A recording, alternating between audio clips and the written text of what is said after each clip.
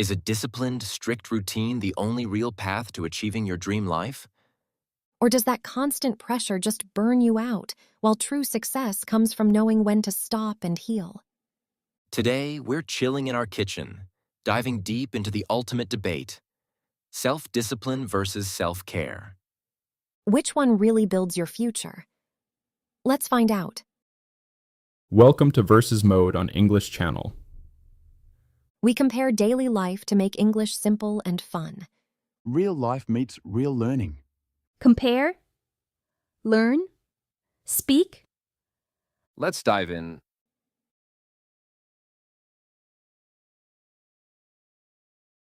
It feels so good to finally sit down.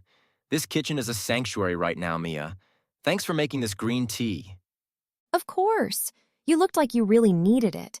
You've been glued to your desk all day. I was. I stared at my monitor for 9 hours straight. But look at my digital calendar over there. Every single task is checked off. I didn't let myself slide for a single minute. To me, this focus is exactly how a successful future is built. If you only work when you're in the mood, you'll never achieve anything lasting. I appreciate your work ethic, James. I really do. It's amazing you crossed everything off. But look at yourself right now. Your jaw is clenched, your shoulders are up to your ears, and you've been running on pure adrenaline since 8 a.m. That's just the price of progress, Mia. Is it, though? At what cost? My philosophy of self-care isn't about avoiding hard work. It's about making work sustainable for the next 10 or 20 years.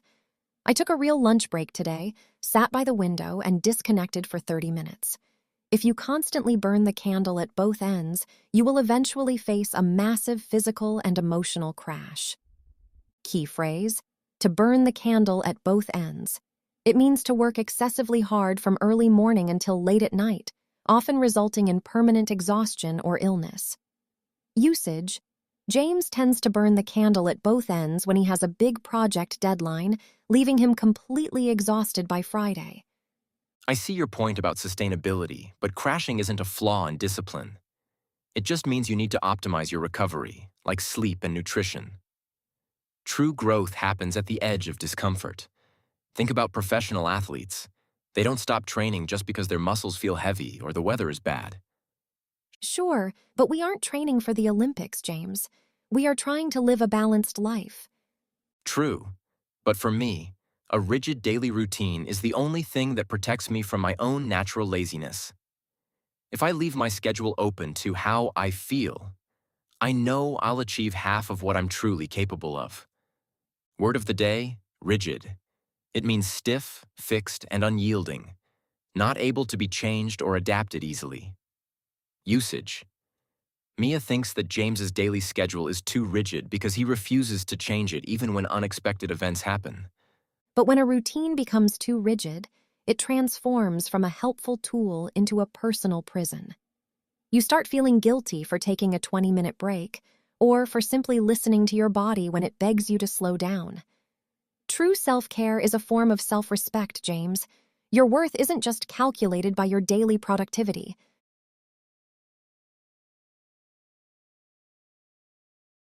Okay, let's talk about how we actually handle obstacles during the day.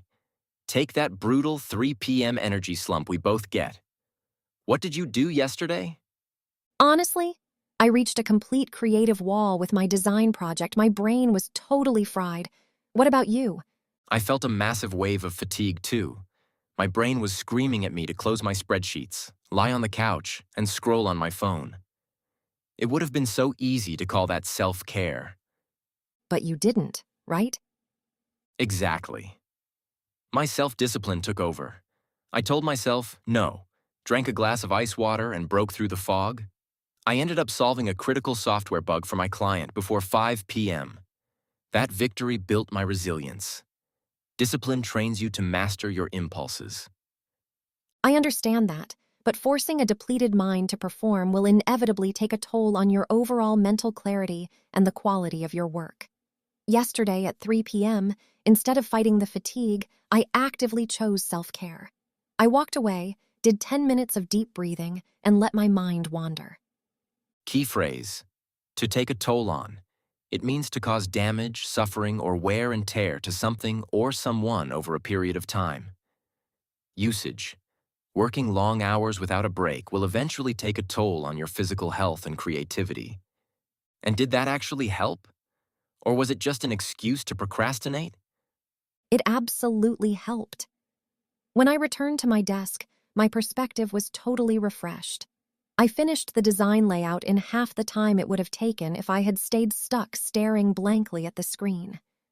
I see the logic for creative work, but my concern for our listeners is that the modern definition of self-care gets hijacked. People use it to disguise comfort-seeking behavior, like skipping the gym and eating ice cream because they had a stressed day. I agree with you there. False self-care is just an escape. True self-care is often uncomfortable. It means setting difficult boundaries, like telling a demanding client no because your plate is full. Right? Which takes a different kind of discipline. For me, pushing through the hard things today is the ultimate form of care. It provides a sense of sustained security and freedom from future anxiety that temporary pampering can never match. Word of the day, sustained. It means continuing for an extended period of time without interruption or weakening. Usage. Building a successful business requires sustained effort over many years, not just short bursts of energy. That makes sense. Discipline tells you to keep running the race, but self-care is the pit stop that changes your worn-out tires so you don't crash into the wall on the next lap.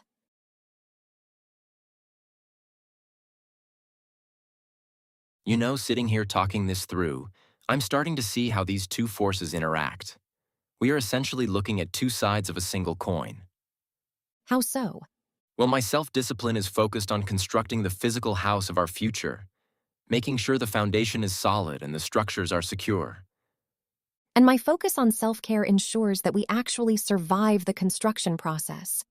Because what is the point of arriving at our dream destination in 5 years if we are too burnt out and sick to enjoy it? Yeah, that hits close to home. I do tend to treat my body like a machine that can run indefinitely. Exactly. A healthy mind and body are an absolute prerequisite for any version of true success. True wealth isn't just a number in a bank account, it's the capacity to live your life with vitality. Word of the day, prerequisite. It means a thing that is required as a prior condition for something else to happen or exist.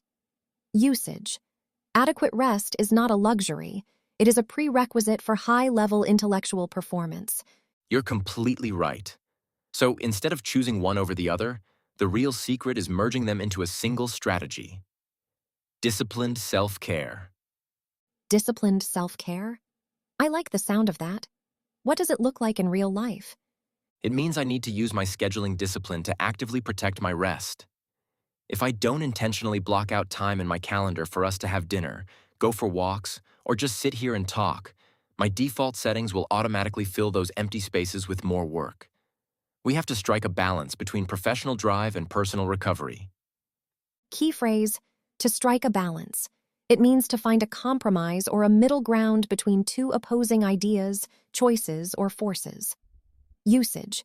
To achieve long-term success, you must learn to strike a balance between aggressive hard work and deep relaxation. I love that idea, James.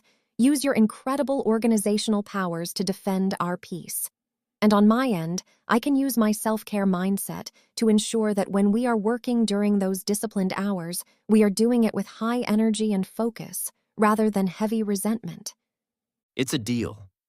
Discipline gets us moving out of the starting blocks, but self-care gives us the stamina to actually cross the finish line. Beautifully said. And looking at the clock right now, your workday is officially over. You're right. The laptops are closed, the kitchen is entirely clean, and according to my schedule, it is time for our evening walk. Are you ready for some disciplined relaxation? For the first time all day, James, I think your schedule is absolutely flawless. Let's head out. So, what about you? Do you prefer strict self-discipline? Or gentle self-care? Do you want the power of routine?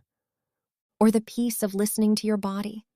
Tell us in the comments. Thank you for listening to Versus Mode on English Channel. See you next time.